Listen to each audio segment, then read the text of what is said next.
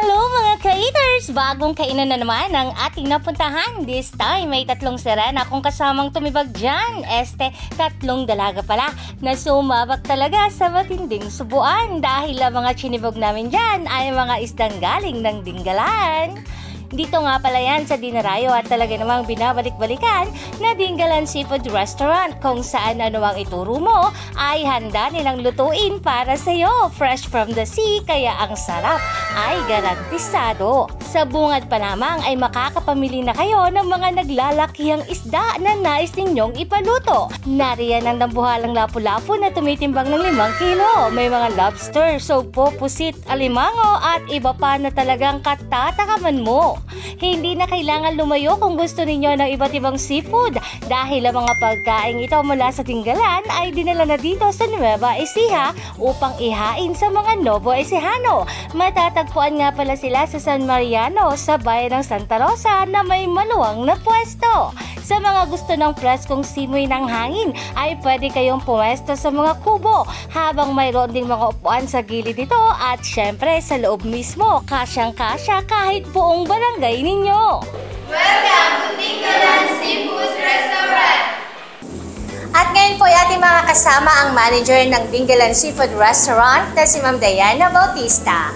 Hello mga ka-eaters! Welcome to Dinggalan Seafood Restaurant. May business po yung partner ko which is si Noreen Capulong sa Dinggalan po mismo na mga seafood po doon, mga fresh seafood. Then may restaurant din po kami doon.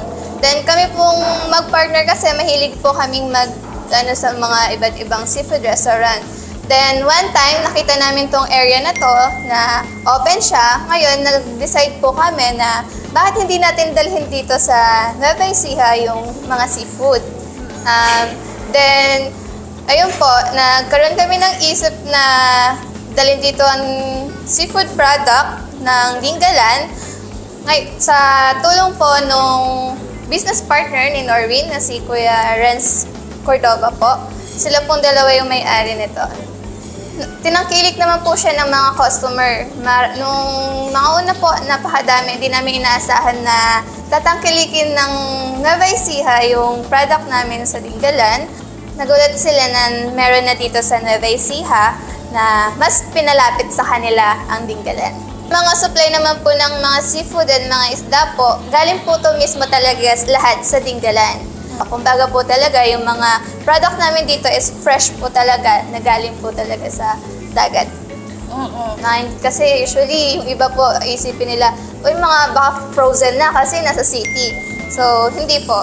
Fresh po lahat na ibinibiyahe po namin dito, please. Usually, lahat naman po ng mga dishes namin dito is mga bestseller po namin and talagang binabalikan po ng mga customer po. Then, tulad na lang po itong napakalaki nating lapu-lapu. Luto po niya is sweet and sour. Then, meron po tayong isang isda. Ang luto po is sinigang na tanigi. Tanigi? Tanigi po siya. At meron din po tayo ditong grilled pusit po. Then, pork sisig. Then, meron po tayong, syempre po, lobster. Usually, yan po ang mga favorite ng mga pumupunta po dito sa amin. Then, meron din po tayong seafood kare-kare po. Mura lang po yung mga seafood po namin dito, mga isda po. Then, tulad na lang po nitong lapu-lapu, nagkakahalaga po siya ng 700 per kilo. Then, magkakaroon, kada seafood po kasi paluto is meron po kaming paluto charge. Nagsisimula po kami sa paluto charge ng 500 grams to 5 kilos. So, 500 grams po is nagkakahalaga siya ng 200 pesos. Then, kada add po ng 500 grams is additional lang po ng 50 pesos po. Meron po kaming acoustic band po dito. Every start po siya ng 6:30 to 9:30 po. Acoustic band po siya, live po siya. Pwede rin po tayong makijam, yung mga customer, pwede po tayong mag-request. Tutugtugin po yun ng mga banda namin. Tinatanggap din ng Dingalan Seafood Restaurant ang iba't ibang okasyon tulad ng birthdays, kasal, business meetings at iba pa. At mayroon din silang VIP room na good for 35 packs. At may brunch na nga rin pala ang Dingalan Seafood Restaurant sa Kapitan Pepe, Cabanatuan City.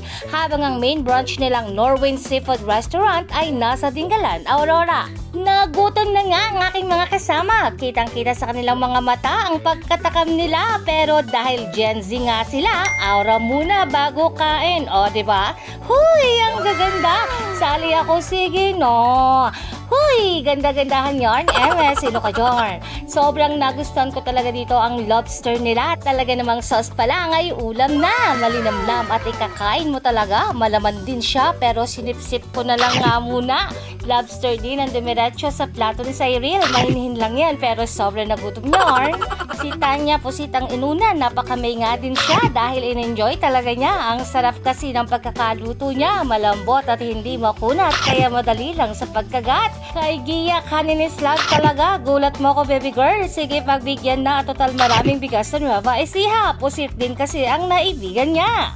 Pinagtulungan din namin tipagin ang nambuhalang sweet and sour lapu-lapu. Sulit na sulit sa 5 kilo. Pwedeng mapakain buong angkan mo. Pasok sa panlasa na buong pamilya. Pati ng mga chikiting ninyo. Sinong di mapapakamay at mapapakanin sa mga putahing ito? Sarsa at sabaw pa lang talagang nanunuot na ang sarap at eksaktong timpla. Parang ayoko na ngang bumitaw pa. Huy, bitaw na, may kakain pa.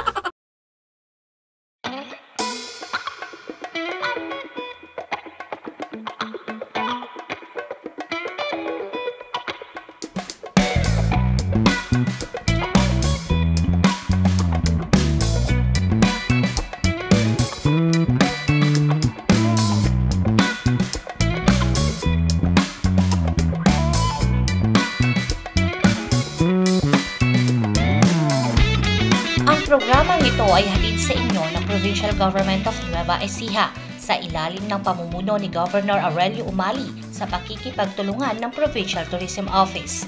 Para sa mga karagdagang katanungan, maaaring kontakin ang 0991-432-1657 o 0953-175-1348 at maaari ding bisitahin ang aming Facebook page na Nueva Ecija TV48.